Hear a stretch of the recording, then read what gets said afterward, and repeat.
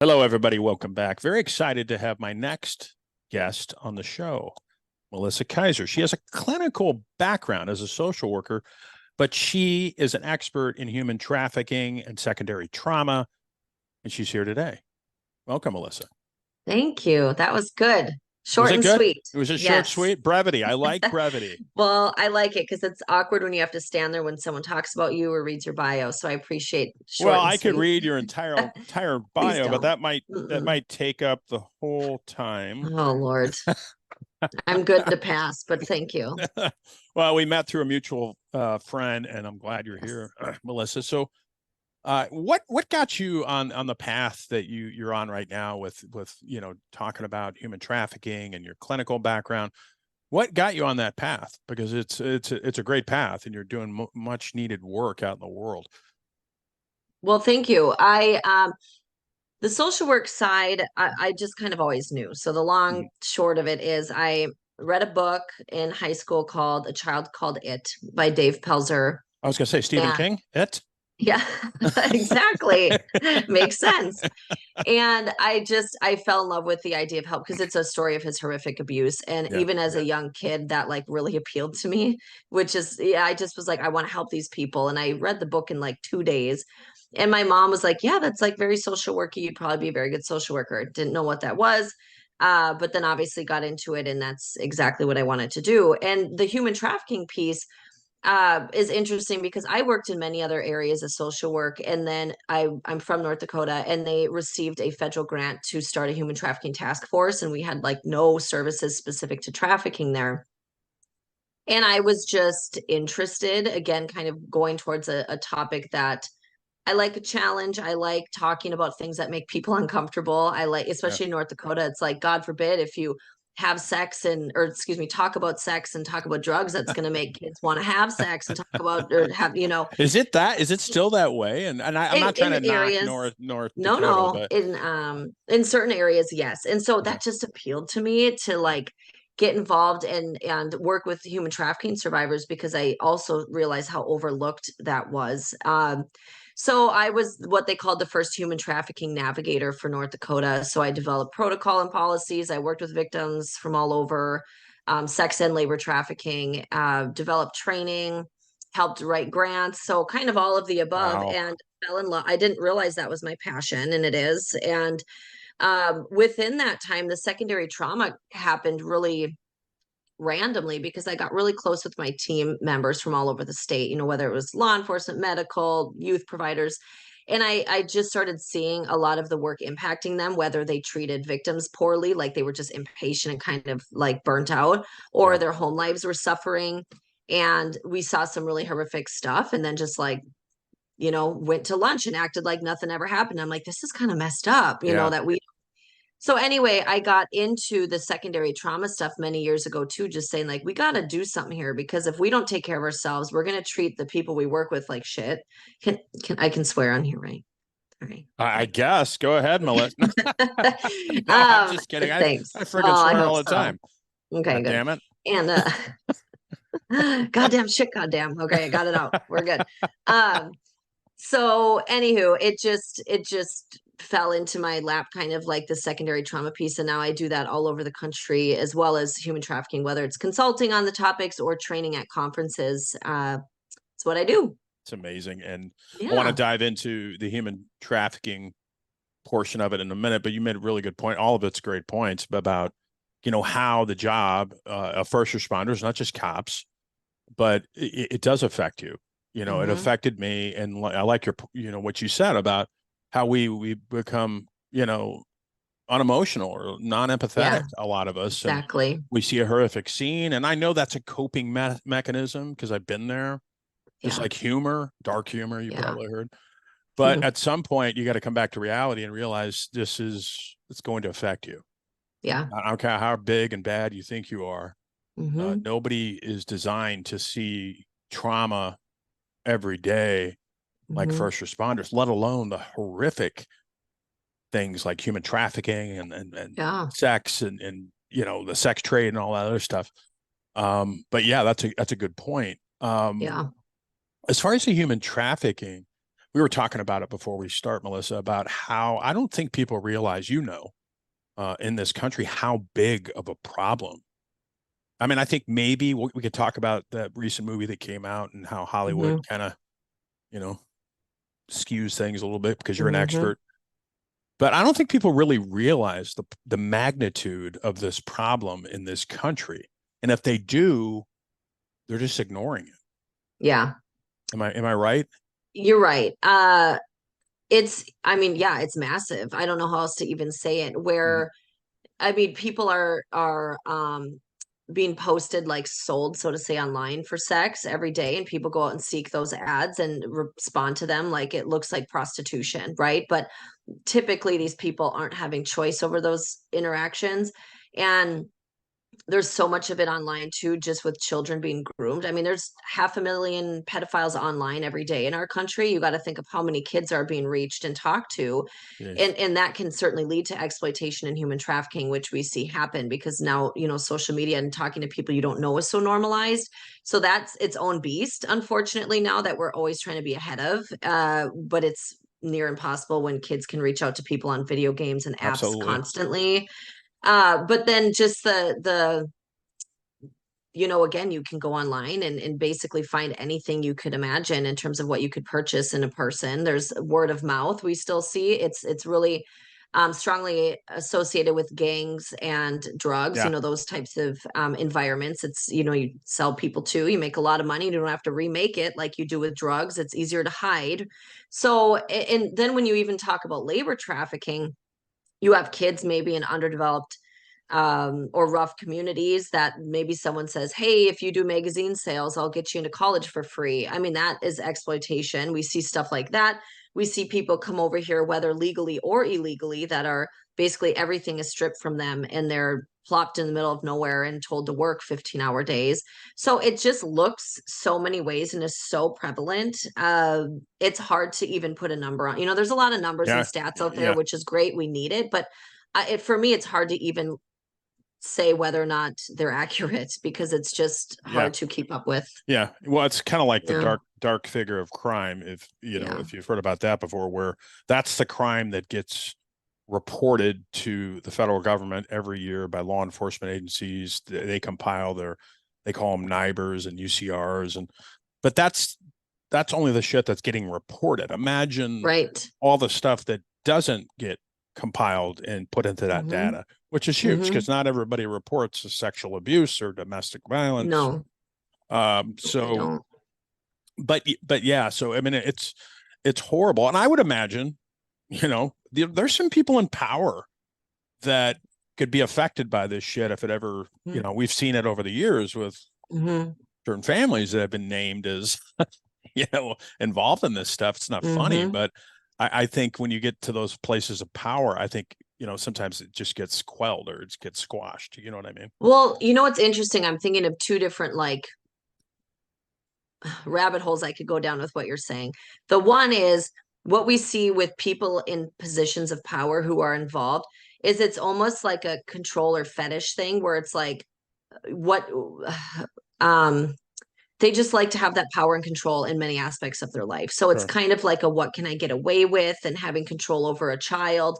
There's something like sexual about that for a lot of times people in positions of power.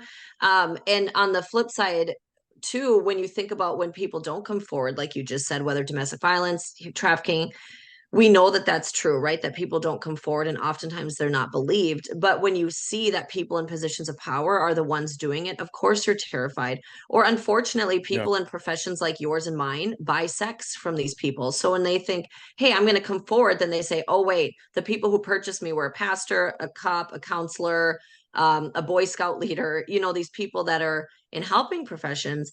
And then on top of that, you have movies that come out that don't give voice to like how it really happens. So then those people who come forward aren't believed, who are subtly coerced into it, or not chained up and kidnapped and abducted, because most of the time that's not what it looks like. So then why would we come forward? Because we're told through movies and all this other stuff that that's not what we should look like, right? We should look like we're chained up in a basement. Yeah. So there's so many rabbit holes I could dive into with that. Do you think, Melissa, I mean, you're an expert in this. I mean, do you think, I mean, I know there's been some movies that have come out.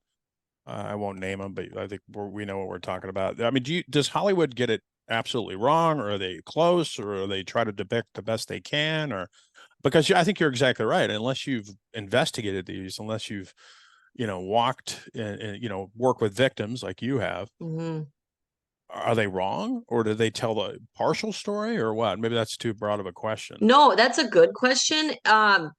I would compare it to any, let's say you see a scene in a movie where a cop is shooting a gun and you're like, Jesus Christ, that's not how you shoot a gun, right? Like, it's kind of that same idea of like, there's truth to like why they're shooting their gun, maybe, right? Like why they're in that predicament. Like you can see, okay, that makes sense. But like the way they shoot the gun is incorrect. And then you're like, oh my God, it's kind of the same thing. There are aspects of it that you're like, yeah, that could happen, or I can see that. But the overall then like, down to like what it looks like is like, no, like now we're kind of giving the wrong message, or we're not educating properly, which again, movies aren't meant to have to educate. I understand that, but it's just harmful, right? When these movies come out about really serious things sometimes, because then it just paints a different picture and we're not looking for it in the right ways. Well, or I think it can be harmful to people because like you said, everything comes down to education. And if you are putting, and I understand, like with Hollywood, it's Hollywood. They want to, shit blowing up and all kinds of other stuff. But I think they do a disservice sometimes, maybe not intentionally, but you can do harm to people because you're not giving them what is accurate. You know what I mean? And ignorance, Yeah, exactly. It's like, I remember a cop, or when I was a cop a long time ago, everybody watches like CSI Miami and Florida and New York, and I don't know how many fucking CSIs there are shows. But I remember, you'd get people coming to the police department. Yeah, can you get a fingerprint off this brick? And technically, you probably could, but this isn't like the same fucking TV show. Exactly. So... And as you experience, people do like take it that way for whatever reason, and kind of forget it is Hollywood. And sometimes I think then again, people focus on the wrong idea of what it looks like, where you get help, how you get help. It's too bad. And then again, these victims that have true experiences are like, well, who's going to believe me now when I wasn't chained up? And then you go to a jury and say, well, they had no one holding them, why couldn't they just leave? And instead we should really have the mindset of like, why can't they leave? Not why don't they? And it just makes us think about, like you said. It's control, and I imagine it's a lot of you're going to get in trouble if you say anything, or they're going to come after your parents and stuff like that. Exactly. So, and I think we started it a little bit. So the way let's talk about kids, and I mean it's all ages too. They're affected, but I think we all can, we see kids involved in this crap. So you think a lot of it must start online with some sort of introduction, or somebody reaching out to somebody. Maybe it's a video game chat room or whatever, and then it starts there, and it just kind of, the trust is built. There's rapport going back, being built, communication back and forth. Good question. If we're talking about kids specifically, here's what I would say is most important to look for. Online, 100% is the most, where they're recruited and groomed now. Kids who run away, they find what we call like a rescuer pimp. Like, let's say you're on the run and they offer you drugs, they offer you a place to stay, they offer you a job, right? And then later down the line, it's like, well, you owe me, or, I'm providing all this for you. I just need you to do me a solid this one time. They get them addicted to something and now they're dependent on that person. So it could look like that with a kid that's just troubled or run away. Or it's familial trafficking. So they're literally born into a home that sells them. And then that's all they know. And then what drives me crazy in those scenarios is when they're children, people look at them as kids needing rescuing, right? But then they turn this magic age of 18 and all of a sudden they're like a prostitute who's worthless and we don't care about them. It's like, well, did you forget 4 years ago, you gave a Yeah. shit when they were, 13, Yeah. 14 years old. And you're like, this is, or even 8, Because that's what all doesn't matter, but because that's all they know. Like I correct. said, they've been groomed. They've been, like you said, in a lot of instances, born into it. So they don't know any other Mhm. reality. Yeah, That's what they know. So it's a matter of exactly. working with these victims to Yeah. deprogram them to a large extent. I mean, obviously therapy, intense therapy, Hmm. to try to get them back as a functioning member of society. Correct? Yeah, and a lot of it even comes down to because therapy is scary for them, or it kind of Yeah, brings up a lot of stuff they tried to forget. So that can absolutely. take a while to get there. A lot of it is just like they need to trust people. They have Hmm. zero trust in the world. They have no idea what boundaries are. They need like mentorship, someone who can be there at 10 p.m. on a Friday that they can just talk to, or someone that can teach them how to grocery shop, someone, you know what I mean? Just someone that they can build trust with. And those of us in the system can do that to a certain extent, right? Like I worked with victims a lot on building trust, but if something happens, I still have to report it, or you know what I mean? I'm still their social worker. You're still their investigator. And Sure. there's boundaries that come up there that hinder their ability to truly form Because they don't know any better. person. Yeah, yeah, yeah. Right. I mean, they've been, Mhm. I'm not trying to make excuses for certain behaviors, but it's like you're conditioned a certain way, You are. And then you your know? the trauma response impacts your behavior and how you view the world and people. Yeah. And I don't think people give enough credit to that, because sometimes, I mean, to be honest, victims of trafficking are the hardest victims of any crime or any scenario I've ever worked with. They're oppositional, they're paranoid, they're rude when they meet you. And that's because of course, they're going to be. I mean, Sure. everyone in the world has used them, right? I mean, no one has shown them love, they've been neglected. I would expect that. That's a defense mechanism. But those of us in the system are obviously, upset by that. Like, this shit kid or this Yeah. And rude, I think but I think like you said, I mean, you got to come back to, okay, come back and really think about this. Like you're yeah. alluding to is, you and I, to some degree, we're spoiled because we have our Hmm. support systems and we have Exactly. that person we can call at 10 a.m. or 10 p.m. at night. Yeah. These poor kids don't. And like you said, made a good point. When they're an adult, we kind of just, I'm not all of them, but Hmm. a lot of them just slip through the cracks. Well, They do. they're a prostitute now, male or Hmm. female, Male or and female. they're an Yep. adult. But it's Hmm. a shame. So what's the solution? More education, more money? What do you think? All of it. I Yeah. mean, all of it, because there's so much work that needs to be done in prevention, and oftentimes funding doesn't cover prevention. Yeah. Like there's things out there about, oh, do we legalize prostitution? And it just drives me nuts, because coming from a perspective of someone who's worked in it, that's a band-aid on the problem. You're still going to have violence and abuse. You're still going to have Oh, traffickers. You're absolutely. going to have purchasers that then try to purchase children because they get too deep into their addiction.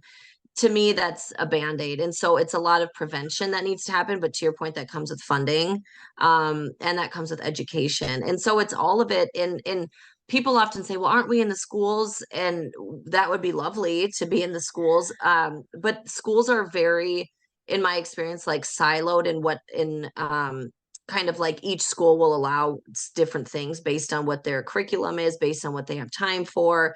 And so it's really hard to get this overarching curriculum in a school, because they have a lot of things they already need to cover. And some people say, well, it's not the school's responsibility to teach this stuff, it's a parent. But Well, as you know, a lot of people we're were, teaching other stuff. yeah, all the things, all the things. But So you make a good point. Go ahead. I'm sorry. yeah, no, it's just tough, because there's so many things that need to happen, and there's a lot of good people doing a lot of good work out there. It's just there's always a need for more, because Yeah. it's just so prevalent. Well, and I think it's multifaceted. So, I mean, it's just not, Yes. okay, we need more education in schools. I think the big component is, okay, I'm not knocking parents. I'm a parent, you're a parent, but Hmm. the home life. I mean, most, you know, most parents, both of them are working. Yeah. And I'm not making an excuse. I'm just saying that a lot of them are working. They're tired. They get home and, here's the Hmm. computer kid, do what you want. And 100%. so Hmm. that is a component to it. Huge. Um, And not looking at your kids' phones, not knowing who Absolutely. they're Oh my talking God. That to. used to drive me crazy. I was like, no, give me your phone. Absolutely. You don't need it past 9. The number one place that like child exploitation materials created, or the kids take, nude selfies is in the bathroom because they know their parents aren't gonna enter. So it's things like that. Like you can't have your phone past bedtime. You can't have it in the bathroom. You have to know every app they're on and everyone they're talking to. My sister finally gave her daughter, who just turned 13, her first phone. And of course, her friends have had phones since they were like 8. So this is a pretty big deal.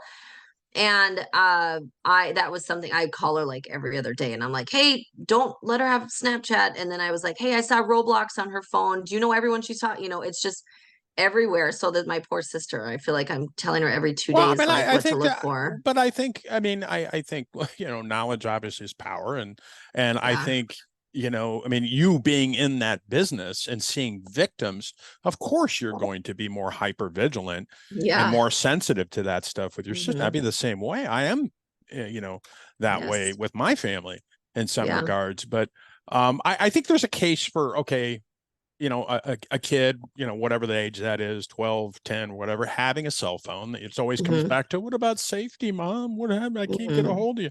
Okay, there's a case for that. But I also agree, like now you might know this, Melissa. But my brother has, a 10-year-old and a 14-year-old. Now they have the ability to shut off, like he has the ability to shut off apps. Yep. To the phone. Like he gives it could take a few seconds for some interaction to take place, as but he has the, ability to shut off apps and stuff like that, which I guess helps to some degree. But I think getting parents more educated on the threats out there, and this is where your expertise comes in, the threats come, out there. It's just much more needed, I think. There used to be a show. You remember the show To Catch a Predator? Oh, I loved that show. God, what's his name? Chris Hansen. Chris Hansen. And I remember watching that going, and this was when I was still a cop a while ago. I think it's been off the air. He would go into, for the listeners out there who don't know, this guy would go in, it was NBC or ABC or MSNBC, I can't remember. He'd go into a community and it was a sting operation where he'd have like a decoy, an undercover female narcotics, or not narcotics, but a sex crime investigator. And they would basically get people to show up to the house, and it just baffled me. You see it. I mean, it's Melissa, crazy. Hundreds of people. This is one location in a town out of, United States. And all this shit is happening right there. I mean, magnify that, exponentially. Exactly. Well, to your point, I was at a lot of ops, when they were done in North Dakota, and even in North Dakota, you couldn't keep up with the ads. You'd post a fake ad, and the amount of people that would chat into we couldn't keep up. I mean, the volume. The first op they ran, when the task force first started, they ran out of jail space, because they had so many people respond to a child who they thought they were purchasing a child. And I think too, now, luckily with kids, there's like gizmo watches, like where you can know their location, or at least talk to them, where they don't have to have the entire cell phone.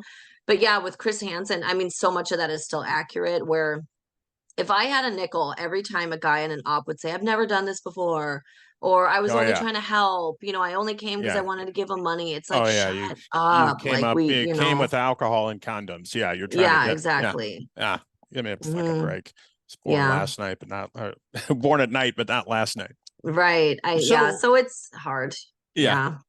The mental health component, we hit on it, with the victims, and of course, law enforcement and first responders. I mean, it's huge. The mental toll it takes, obviously, on the victims and their families, and you, who, obviously, who works with this horrible stuff. I mean, it takes a toll to some degree on you and first responders. So, I mean, I guess what I'm trying to, it's so important, as you know, Melissa, that we take care of each other, ourselves, right?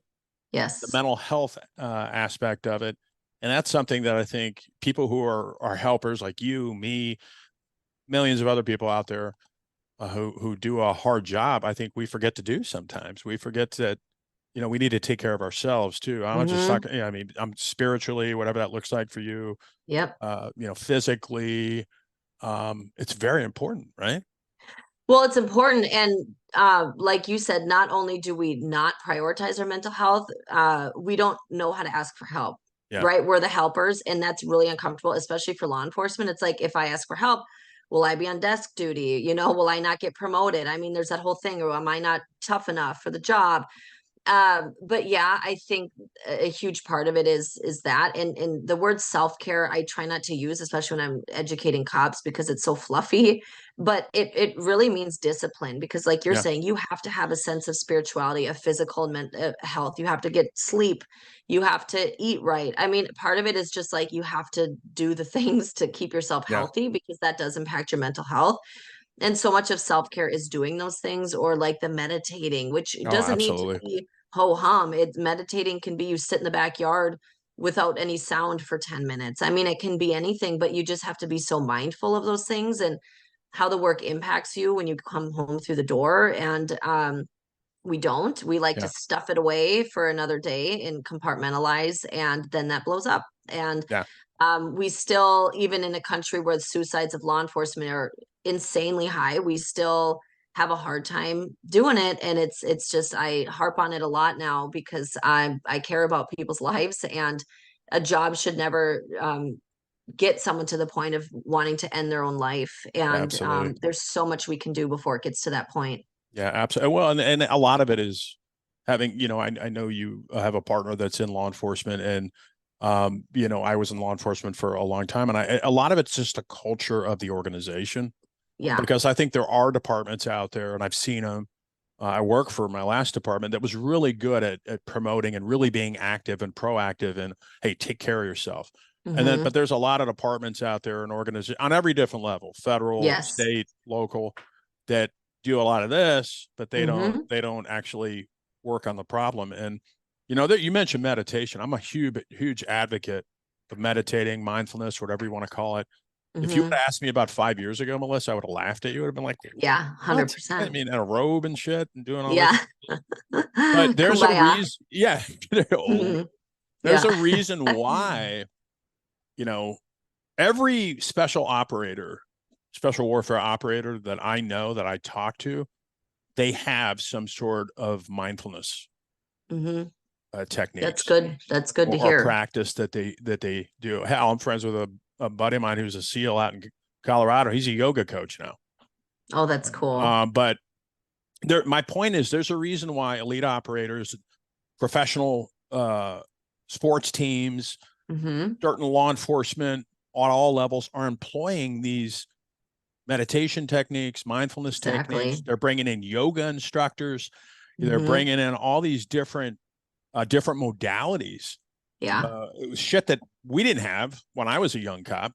Hmm. But I'm glad it's available for first responders now, because it does help. But It to your does point, help. you have to reach Mhm. out. Yeah. That's hard. It's hard. And that's why too, I mean, even asking, because we know we don't like asking for help, like your partner, like at work, are you good? And yeah, I'm good, I'm fine. Are you sure? Because uh it's just important to like actually take time for that. And I worked where was I? I was at a conference, and someone said before every shift, he was a nurse, but he worked with a team of cops too. And at every shift, he would look at every single person in the eye and say, "Are you good? Are you good? Are you good?" And this one guy like was not, right? And said I was, but the guy, because the one who asked, "Are you good?" He did it every day. He knew something was Yeah, wrong. And then he, long story short, he ended up kind of saving that guy. And it's those moments too of not only trying to reach out for help yourself, but asking your people around you, because absolutely, they're probably feeling the same way you are.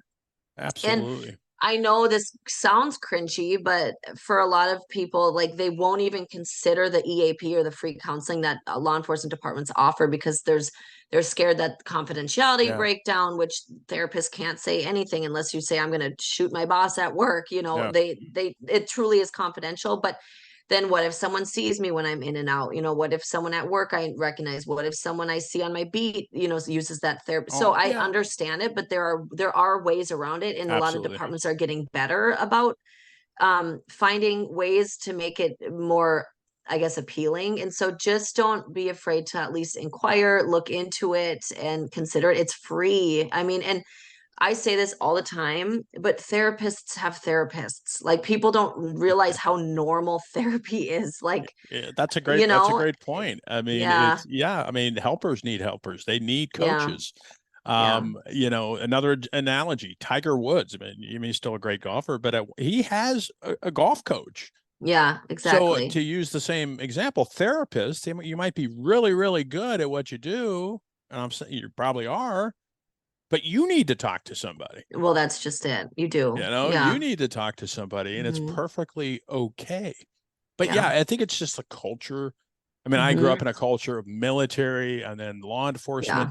Yeah. It's just a culture of, okay, can't be weak, can't Mhm. show, you know, weakness or kind of empathy or anything like that. Mhm. You got to push it down. And there's a time and a place for that, because that Absolutely. kind of mindset is going to keep you alive and keep you focused on the next call. But what do Mhm. you do when you get home? When That's you just it. when you walk in the door and your spouse says, "Hey, honey, you know, whatever," or your partner, and you just shut down like I did for a long time, and I'm just Yeah. going to go up and have a drink, decompress. Well, that Mhm. drink turns into 2 drinks or 3 drinks, Exactly. and then you don't want to say anything, and then it just domino effect.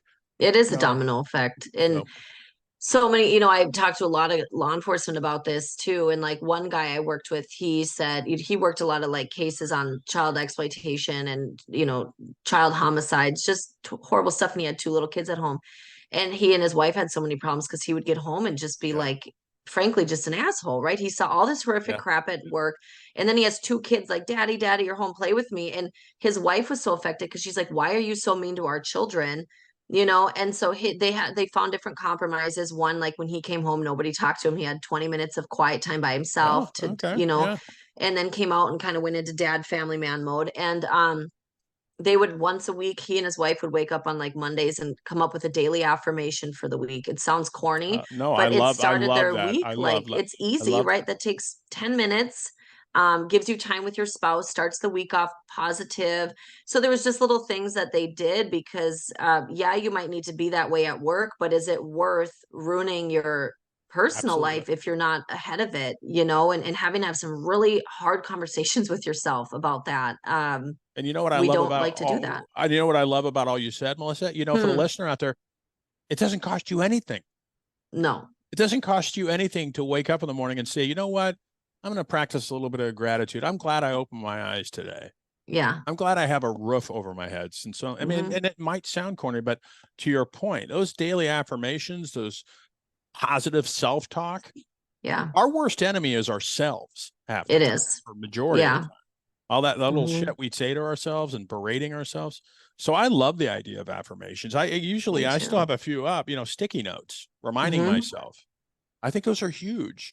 They are. And, you know, back to me a little bit, you know, what I used to do, and I justified not telling my wife anything, or my ex, because she had no idea, you know, what she didn't come from a law enforcement family or anything like that. And there's nothing wrong with that.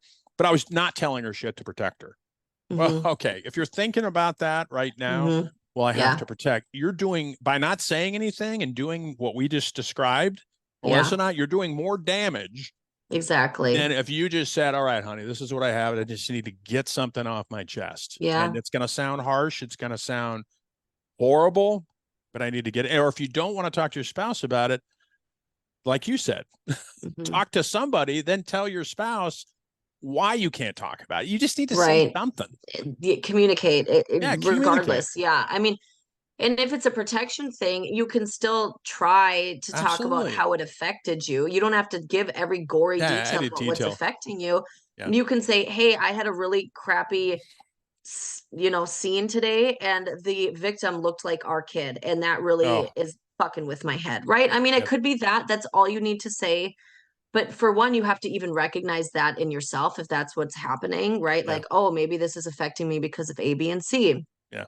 And then just say without the details.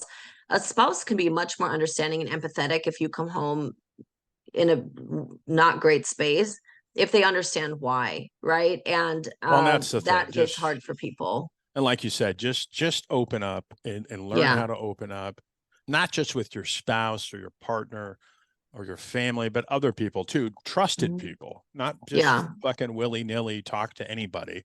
People that you trust in your circle. You know, I talk about Hmm. who's in your tribe. You know, who can you, like our buddy, mutual John Kelly. There's a shout out Hmm. to him. I can call John right now and talk to him about anything. He's just a Hmm. good friend of mine. And I'm sure you have people in your world that you can do that to. Those are the people Yeah. that you want to hold on to. Yes. And who's bringing you down, because that's going to affect you too. Mhm. I've always said, and people, and don't take this the wrong way, those law enforcement, first responders out there, law enforcement's an inherently toxic environment. Mhm. It is. And that's not a dig, because I love cops. I love first responders. But all we do is bitch, moan, complain. And then what do we do when we're off? We bitch, moan, and complain. Mhm. There are good things about law enforcement, but that's toxic. And so you need to have an outlet. Mhm.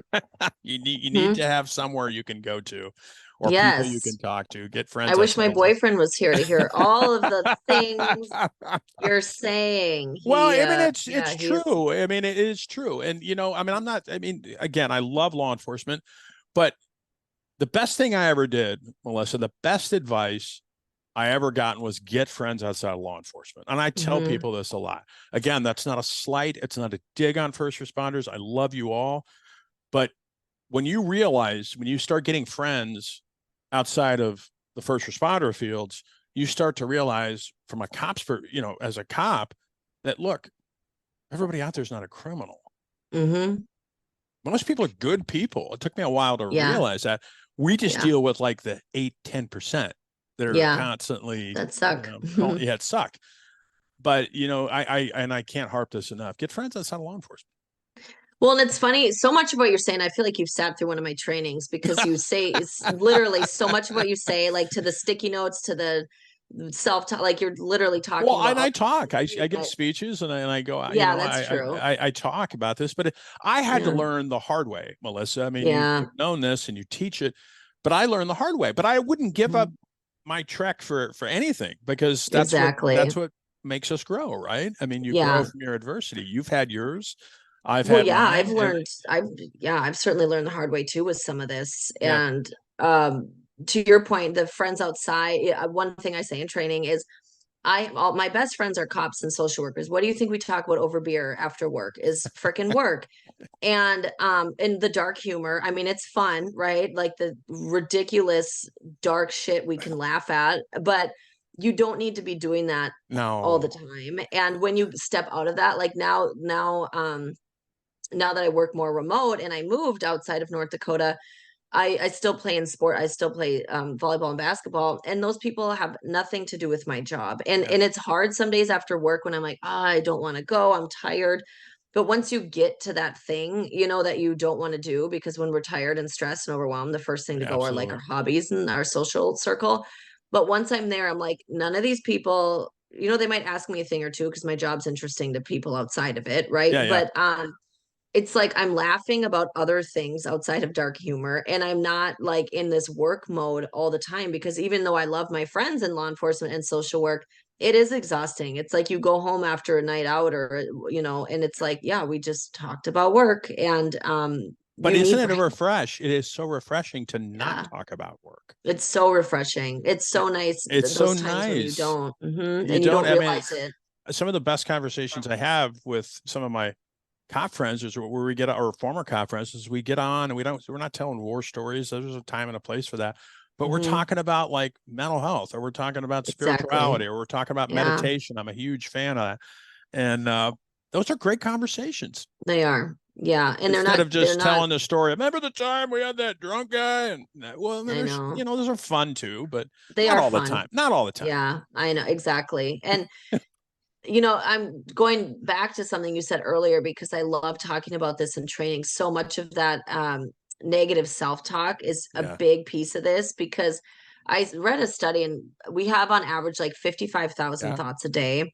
Over 80 some percent are negative, which is crazy. But when you think about it, you're like, yeah, that tracks, And I put up this belief wheel in my trainings where I talk about like, what is that initial belief that you have, whether it's about yourself, the world, about the place you work. So like if it's a toxic workplace, you might have this belief of like, no one's redeemable. Everyone sucks, right? You can't save anybody. And so then how is that going to impact your thoughts, your feelings, your behaviors, and then the results? And the results then will absolutely reassure your initial belief because of how you're thinking about it and behaving. So even if you're thinking to yourself, like, no one can be trusted. I mean, think about your thoughts and your feelings and your behaviors and then the results, because you're not going to let people in to even see that. So Well, of course you're going to say, you know, so I it's love just, this. I love this stuff, because you're talking about in a indirect way, you're talking about law of attraction, which yes, I I am. really am digging the last couple of years, because I mean, some people think it's corny and stuff, but just to what you said, it's like a self-fulfilling prophecy. If you think the world sucks, people sucks, job sucks, boss sucks, everything sucks, guess what life's going to give you? Sucks. Because our thoughts are, you know, we're all energy, you know, and you know, we are. And so if we're putting out the vibe, in my opinion, that everything sucks, my job sucks, why are you surprised if that's what the universe or life gives you back? Yeah, exactly. Oh, you're getting woo-woo. I like it. Yeah, it's a woo-woo, but it's true. It is very true. Know, and you notice, those are the things you notice. Absolutely. The shitty things. Yeah, exactly. And so, but we, you know, we don't realize that we can't control a lot of shit that goes on in the world, but we can control this. Now, I'm not saying if you get up, you know this, Melissa, and everything's, oh, it's rainbows and lollipops all the time. No, you're going to have shitty days and bad days. You know that. I know that. But if you're constantly putting out the negative vibe, the negative energy, and you surround yourself with idiots who are negative, what, are you that shocked that you're getting what you put out there? And if you are shocked, wake the hell up. I know. Because you can control that. Exactly. You know, it's like treatment, you know, and you know this. You know, you can open up the doors for people all the time, like in the Matrix. You know, here you go. Here's the door. I can tell you how wonderful treatment is, how it saved my life, which it did. You got to walk through it. Yeah. You can either do it or don't. Yeah. But don't bitch about your life being stuck and the same if you're not willing to take that chance and do something different. Yeah. And I think we solved all of the world's problems today. Well, we did, obviously. What else did you expect to happen here? Someone, you know, where do I sign? Give me the $1 million contract. Oh, now I lost my thought, and it was a really good one, but it'll come back, you know. Melissa, Kaiser, you are amazing. I could talk with you all day long. You're very smart, educated. You have the experience. If people want to reach out to you, where can they reach out to you? I'm a big emailer. That's usually the best. LinkedIn is great. Emailer, like what about emailer. TikTok? What about I am on TikTok. What about the Insta? I know. Those are my outlets where my professional life is not involved, and you would not even know what I do. Just let it, and we'll be in the show notes for all those listening out there if they want to hire Melissa to come and train and do some speaking. Would love to. Yes. Shoot me an email. It's half my first name, half my last name. So it's Melkai, MELKAI consulting@gmail.com. Or LinkedIn. I'm just on LinkedIn as Melissa Kaiser. So awesome. You're awesome. You'll find me. I would love to. And for the listener out there, everything else will be, or everything we talked about will be linked up in the show notes, as well as Melissa's information. Reach out to her. She's amazing. Obviously, we've talked for the last 45 minutes. Thank you for coming on, my friend. Please stay in touch. I'd love to have you on again. That sounds great. I look forward to it. All right, Melissa. Bye-bye. Bye.